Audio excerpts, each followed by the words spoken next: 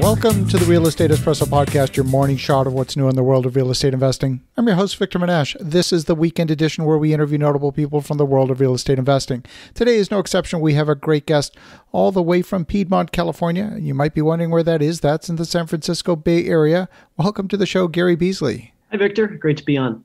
Great to have you here. So, Gary, you've been involved in multiple different assets of real estate investing, taken a company public. Today, your company is called Roofstock, and you're doing a lot of very high volume transactions. Why don't you give us a little bit of your backstory on how you got to this point in your journey? Sure. So I cut my teeth on real estate investing in housing really during the last downturn, during the Great Recession here, and ended up buying several thousand homes with my last platform called Waypoint Homes. It's now part of Invitation Homes, which is a public REIT. So really got an appreciation for single-family rental homes as an asset class, both for individual investors, which it historically has been, as well as for institutions. And so I left there in 2015 with my co-founders to found Roofstock, which is really a marketplace. We think about it almost like an Amazon for houses, where you could come to us and buy or sell properties that have tenants in them already in a turnkey fashion, completely online. So sort of for today, it's pretty interesting in that we effectively have touchless delivery of houses. You could be anywhere in the world buying homes in over 70 markets in the United States. I love that. It's one of those things that's been talked about for almost a couple of decades now as the wave of the future, but it's been a little bit elusive for a lot of companies. And what do you think has been the difference? Because certainly real estate is hyper-local. The idea of doing it at a distance without touching and feeling it, something I'm personally comfortable with, but a lot of investors aren't. What's gotten you over that threshold of objection? I think it's a couple of things, and really a couple of technologies have emerged over the last decade and become commonplace, and it's really the advent of mobile computing and cloud computing. So what that allows to happen is to efficiently not only underwrite, but manage properties in a distributed way. So now you could own a bunch of houses and operate them essentially like a virtual apartment building, like a horizontal apartment building. Without those technologies, you're with yellow pads trying to figure out renovations and underwriting homes. So I think it makes it much more efficient technically. So I think you had those technologies. The other catalyst was the Great Recession, which allowed institutional investors to begin investing at a great entry point. So you had this great entry point combined with the new technologies that allowed for the efficient underwriting and management of homes. Once an asset class becomes open to institutional capital, like single-family rental homes did about a decade ago, it never goes back. Similar to apartments in the 1980s. Now it's a very large institutional asset class. And I think you'll see the same for capital flowing in to housing. When you perform due diligence on any asset, I typically recommend focusing on three things. One is the specific deal, that specific asset. Number two is that submarket. And then number three, the people involved. Because at the end of the day, if you're talking about a turnkey investment, it's really all about the people, because a good deal badly managed is no deal. It can evaporate in a heartbeat. So how do you walk the investor through all three facets of that due diligence? Sure. So we have basically turned a traditional real estate process on its head. What we do is we have a diligence vault that is populated that you can do your diligence prior to actually making an offer on a property. So you can review inspection reports, title review, tenant ledger history, things like that, and you could run your numbers based on different assumptions using our calculators. The diligence is done up front, which is helpful, and our site is all about transparency. We have valuation reports on there, et cetera.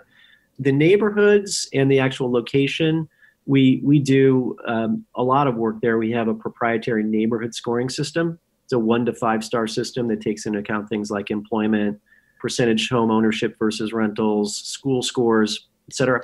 So you could gauge neighborhood variability that way, which is a proxy of risk.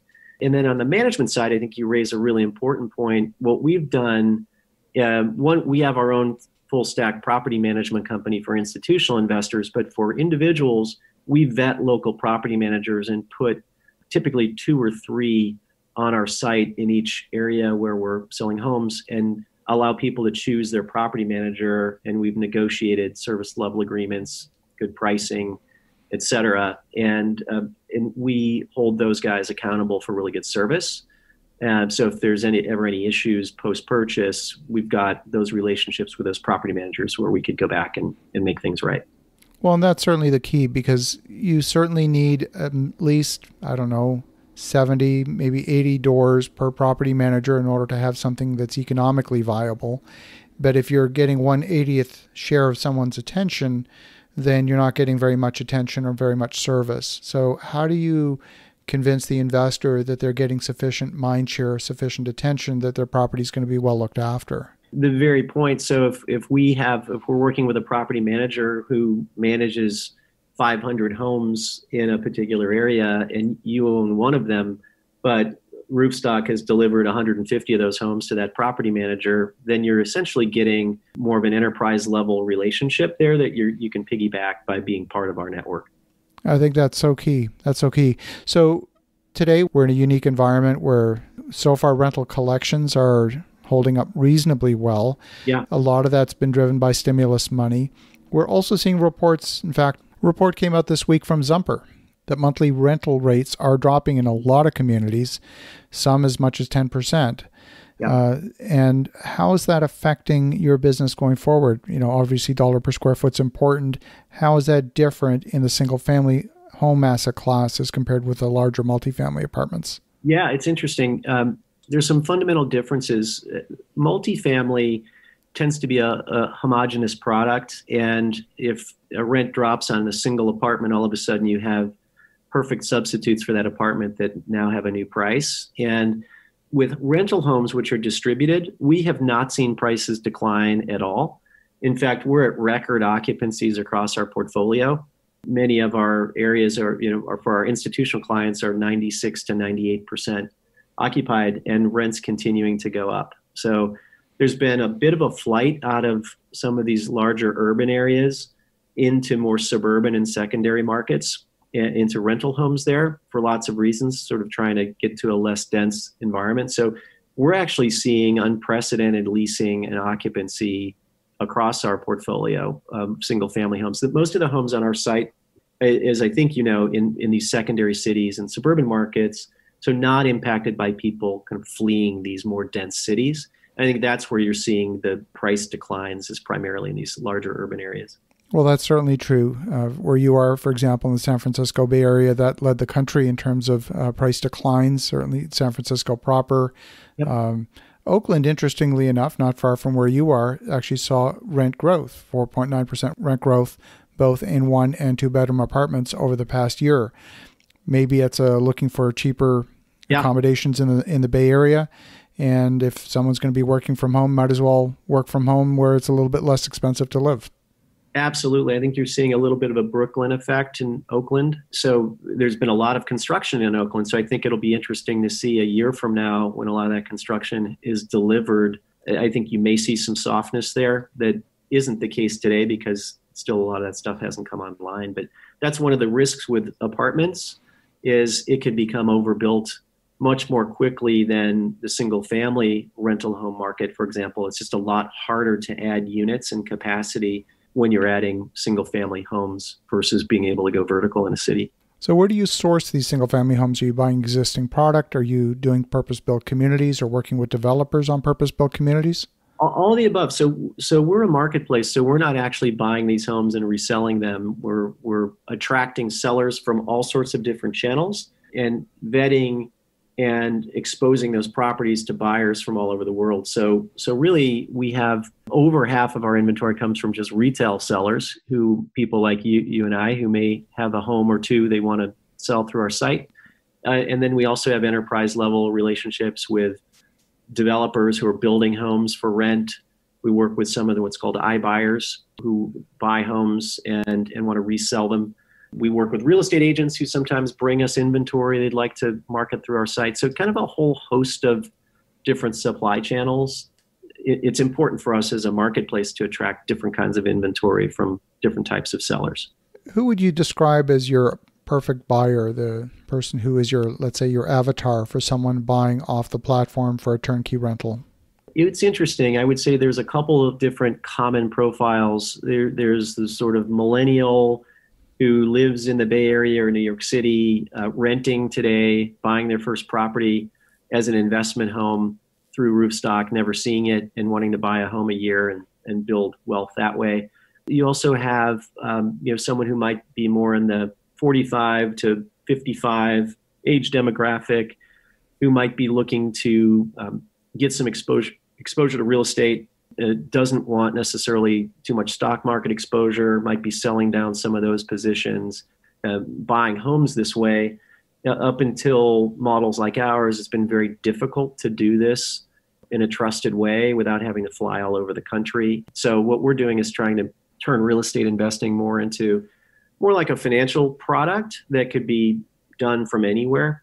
So we're getting more and more of those types of folks, and also wealth managers and folks like that who are starting to discover us and wanting to figure out how they can help get their clients some exposure to housing directly.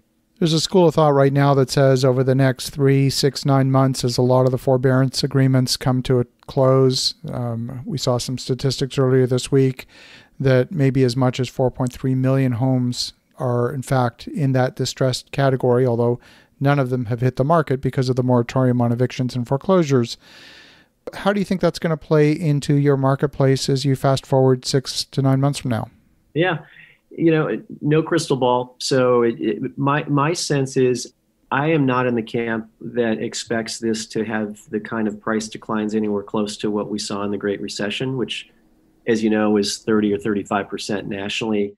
Remember, up until that time, there had never been a national decline in home prices. And then we saw it for 5 straight years. I think that was an unprecedented credit bubble that drove that. I think here you have a real shortage of inventory, and you have a lot of capital sitting on the sidelines, and a lot of investors, particularly in the types of homes that we sell on our site. There's a lot of yield buyers. So if prices were to drop a bit, there's a lot of demand. So I suspect that you will see obviously some increased foreclosures, but I think the government's going to work very hard to minimize that. Obviously, there's a moratorium now that keeps getting extended, and it would not surprise me if we can skate through this without major foreclosures, because it's not in anybody's best interest to have a massive series of foreclosures, certainly during a pandemic. But I think what's interesting is even if prices do decline a little bit, I think you'll find, rather than investors being scared away by prices going down, which happened during the last downturn, they might view that more as a buying opportunity. We've already seen buying come back really aggressively in the month of June, which after falling off a cliff kind of in April. So I think people are looking at this more as an opportunity, perhaps to get a little bit of a better deal and feeling confident that there's going to be renters in there over the long term. So I think what part of the fallout of this crisis is you may see more structural renters than owners. And as long as there's a lot of fundamental demand for the rental product, even if the price goes down on paper and you're not over levered, you can ride it out and still clip your coupon and build your equity value over time. I love it. Well, Gary, if folks want to get in touch, if they want to learn more, what's the best way?